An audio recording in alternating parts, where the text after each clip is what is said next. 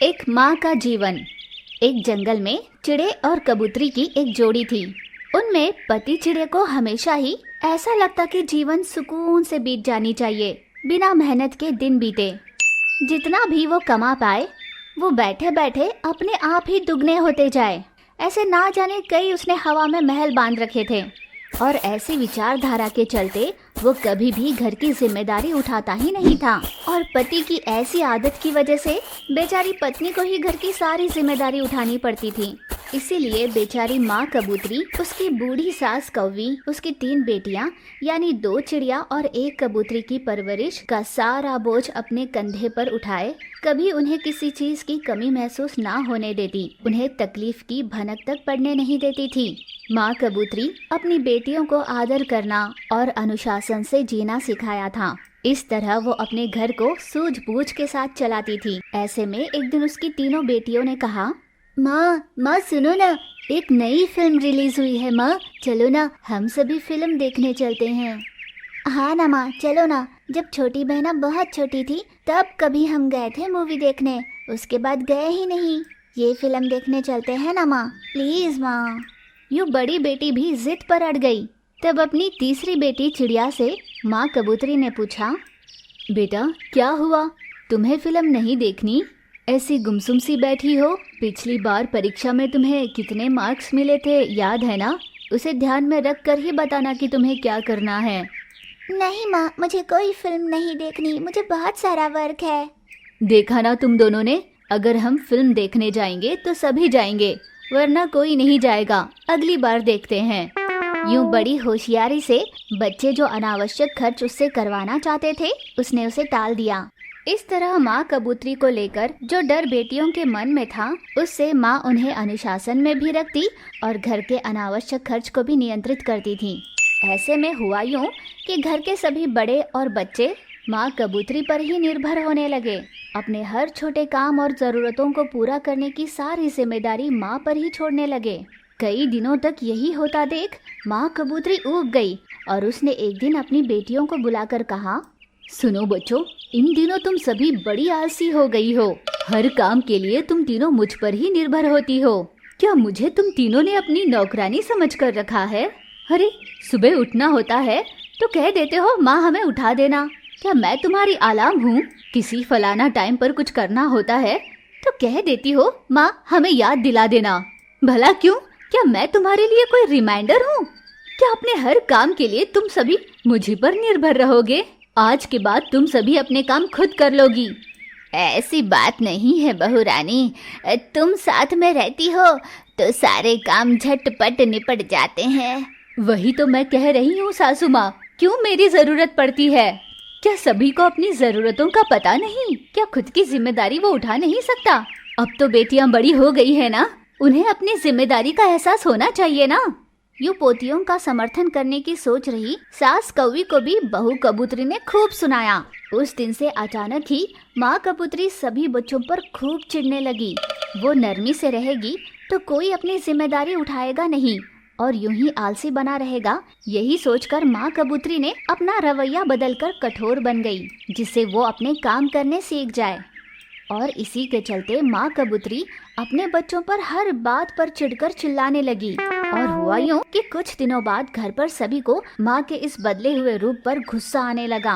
और इसी वजह से कुछ दिनों तक बेटियों ने अपनी माँ की बातों पर ध्यान देना ही छोड़ दिया। माँ कबूतरी कभी किसी से कुछ कह देती, माँ क्यों हमेशा यूं चिल्लाती रहती हो?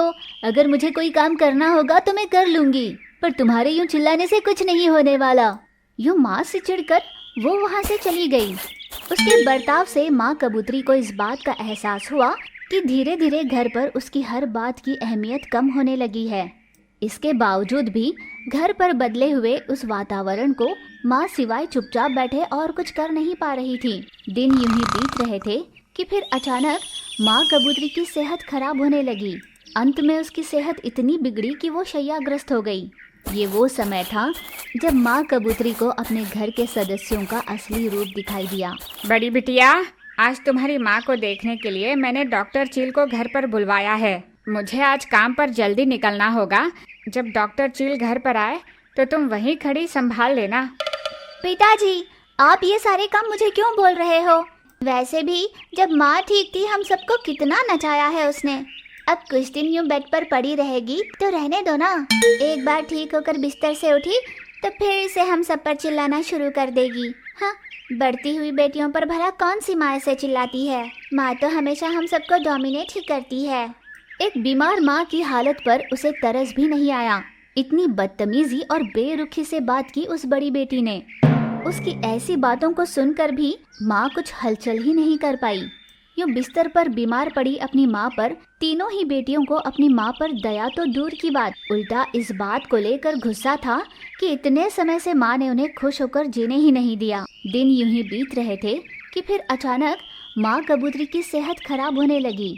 अंत में उसकी सेहत इतनी बिगड़ी कि वो शैय्याग्रस्त हो गई।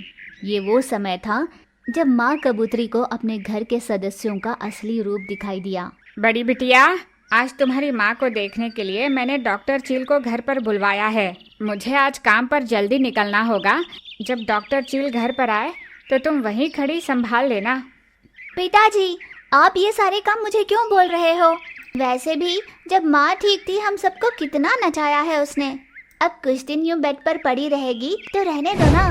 एक बार ठीक होकर बिस्तर से उठी तो फिर से हम सब पर चिल्लाना शुरू कर देगी। हाँ, बढ़ती हुई बेटियों पर भला कौन सी माँ ऐसे चिल्लाती है? माँ तो हमेशा हम सबको डोमिनेट ही करती है। एक बीमार माँ की हालत पर उसे तरस भी नहीं आया। इतनी बदतमीजी और बेरुखी से बात की उस बड़ी बेटी ने। उसकी ऐसी बातों को सुनकर भी माँ कुछ हलचल ही नहीं कर पाई। यूं बिस्तर पर बीमार पड़ी अपनी माँ पर तीनों ही बेटियों को अपनी माँ पर दया तो दूर की बात, उल्टा इस बात को लेकर गुस्सा था कि इतने समय से माँ ने उन्हें खुश होकर जीने ही नहीं दिया। फिर अचानक एक दिन माँ कबूतरी की सेहत ज्यादा गंभीर हो गई।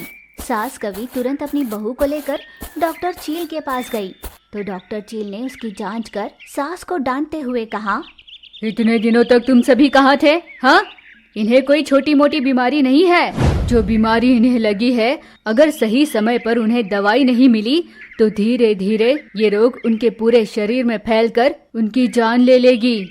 मैंने उन्हें ये बात कितनी बार बताई कि तुम्हारे घर के किसी सदस्य को यहाँ बुलाओ, पर इन्होंने हमेशा यही बताया कि इनका कोई नहीं है। यूं डॉक्टर चील ने उस दिन बताया कि माँ कबूतरी को एक बड़ी जानलेवा बीमारी है। तब जाकर सास कव्वी को पूरी बात समझ में आई। इसलिए जैसे ही डॉक्टर ने उसका चेकअप किया तब भी माँ कबूतरी की तीनों बेटियां उसे किसी कीड़े की भांति देख रहे थे। तब सास कव्वी से चुप नहीं रहा गया। अरे ओ दुष्ट बेटियों, तुम में अपनी माँ के लिए थोड़ी भी दया नहीं है। वो तुम्हारी माँ ही है। इतने समय से देख रही हूँ उसे उसकी शक्ति को लेकर तुम तीनों कितना कुछ सुनाने लगी हो उसे, पर क्या तुम्हें पता भी है उसने ऐसा क्यों किया? और क्या होगा दादी माँ, बूढ़ी जो होती जा रही है घर पर अपना दबदबा बनाए रखना चाहती है, इसलिए रौब झाड़ती है। ऐसा नहीं है अकल के दुश्मनों। अब तुम्हारी माँ चंद दिनों की मेहमान है, वो कुछ ही दिनों में मरने वाली है। दादी माँ, ये तुम क्या कह रही हो? हाँ, इतने समय से हम हर बात के लिए उस पर निर्भर रहकर बड़ी बेफिक्री से जिए हैं, पर हम में से किसी ने कभी नहीं सोचा कि इन सारी जिम्मेदारियों को उठाने के लिए उसने क्या कुछ नहीं किया। तुम्हारे पिता को तो बिना मेहनत के पैसे कमाने होते हैं, इसीलिए वो पैसे लॉटरी और जुए में उड़ा देता है। और तुम तीनों हो कि औरों से खुद की तुलना करने में उन्होंने इतना कुछ किया, हम नहीं कर पाए। उन्होंने ये लिया, हम नहीं ले पाए। बस यही रोना रोती रहती हो। कभी अपनी हैसियत की भी सोची है?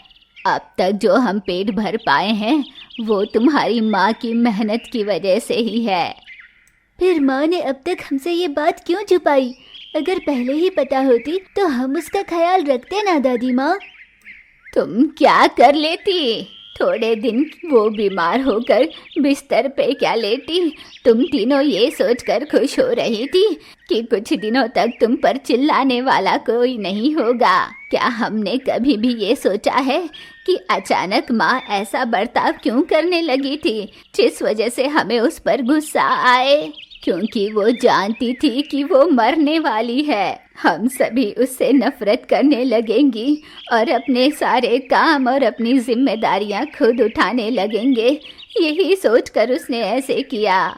इस तरह सास कवि ने अपनी पोतियों को ये बताया कि उनकी माँ ने अपना पूरा जीवन अपने घर और अपने परिवार को खुश रखने के लिए ही त्याग दिया। तब जाकर ही खुदगर्ज तीनों बेटियों ने अपने मातृ प्रेम और उसके बलिदान को समझा। पर तब तक बहुत देर हो चुकी थी। माँ की बीमारी के बारे में जानकर उसकी सेवा करने लग बस 2 महीने भी नहीं बीते थे कि माँ कबूतरी का देहांत हो गया। तब जाकर बेटियों ने जाना कि माँ का जीवन कितने बलिदानों और त्याग से भरा होता है। सहनशीलता की मूर्ति होती है माँ। बहुत समय पहले एक जंगल में छुटकी नाम की कबूतरी रहती थी। छुटकी बहुत ही होशियार कबूतरी थी, पर कोई भी उससे ज्यादा बात नहीं करते थे, क्योंकि छुटकी हकला कर बात करती थी और मोटा चश्मा लगा कर रखती थी। इसीलिए कोई छुटकी की बातों पर ज्यादा ध्यान देता ही नहीं था। भगवान जी, आपने मुझे ऐसे क्यों बनाया? कोई मेरी बात ही नहीं सुनता। स्कूल में भी मुझे अकेले ही रहना पड़ता है और बाहर भी मुझसे कोई नहीं बात करता। मेरे तो कोई भी दोस्त नहीं है। ऐसा सोचकर छुटकी स्कूल से घर जा रही थी। बीच रास्ते में एक जगह छुटकी ने कुछ पंछी को आपस में बात करते सुना। सुना है इस बरस बरसात कम होगी।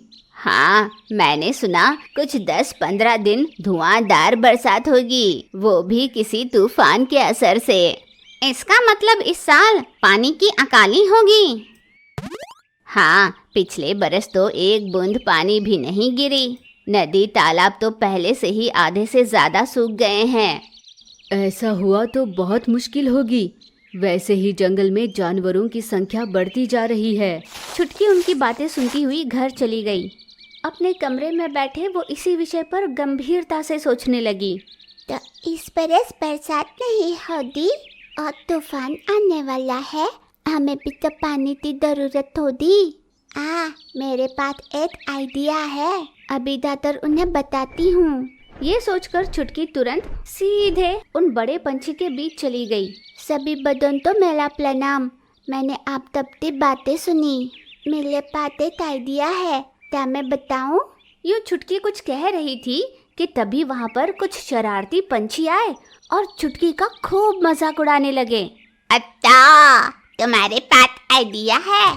क्या आइडिया है तोतली? अरे चुप करना बन्नी, तुतकी बताई दी है ना। तुतकी बताओ।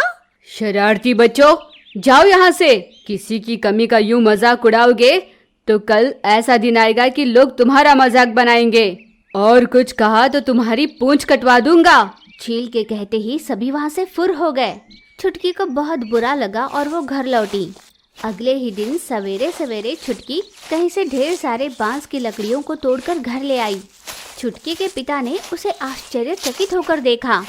अरे बेटा, तुम ये बांस की लकड़ियाँ क्यों ले आई? बाबा, मैंने सुना कि इस बरस बरसात नहीं होने वाली और तूफान आने वाला है, इसलिए तो मेरे पास एक आइडिया है जिससे पानी की कमी नहीं होगी। ठीक है बेटा, तुम्हें जो सही लगे वो करना, और तुम्हें मदद की ज़रूरत हो तो बताना। चलो, बहुत बढ़िया है। बेटी चाहे जो भी करे आप उसे टोकोगे नहीं। मेरी बिटिया बहुत होशियार है, वो जो भी करती है सोच समझ कर करती है। शांत बाबा, एक बात काम हो जाए तो आप तो पता चल जाएगा। फिर छुटकी ने एक एक कर बांस की लकड़ियों को उनकी घर की छत पर रखना शुरू किया। बांस की लकड़ियों को इस तरह से रखा कि अंदर का हिस्सा ऊपर की तरफ हो जाए, और घर के चारों ओर उसने बड़ी बड़ी बाल्टियां रख दी, और घर के इर्द गिर्द उसने तरह तरह के बीज बो दिए। कोई भी समझ नहीं पा रहा था कि छुटकी आखिर क्या कर रही है। फिर कुछ दिन बीते और देखते ही देखते आशंकित समय से पहले ही जंगल में धुआंधार तूफानी बरसात शुरू हो गई। 5 दिनों तक लगातार बरसात होती ही रही। छुटकी के प्लान के मुताबिक उसने जिस तरह से बांस की लकड़ियों को रखा और नीचे बाल्टियां रखी थी, बरसात का सारा पानी बाल्टियों में भर रहा था।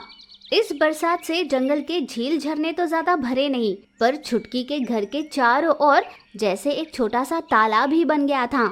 छुटकी के माता पिता को तब जाकर उसके प्लान का पता चला। जिन्हें छुटकी पर विश्वास नहीं था, उन सभी ने दांतों तले उंगली दबाई। और फिर कुछ ही दिनों में छुटकी ने जो फल और सब्जियों के बीज बो कर रखे थे वो सभी अंकुरित होकर उसके घर के चारों ओर जैसे एक बगीचा ही बन गया था। अरे वाह छुटकी, तुम बहुत होशियार हो। हम यहाँ पानी के लिए दर दर भटक रहे हैं और तुमने तो अपने घर के चारों ओर ही तालाब बना लिया और तुमने पौधे भी लगाए। तूफान को भी तुमने अपने अनुकूल कर लिया।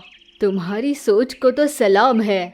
और नहीं तो क्या, मेरी बेटी है वो, उसकी समझदारी का मुकाबला तो पूरे जंगल में कोई नहीं। छुटकी के पिता को उस पर गर्व हो रहा था। जंगल भर में छुटकी की सराहना होने लगी। छुटकी का खूब नाम हुआ था, जिससे छुटकी खुद भी बहुत खुश थी।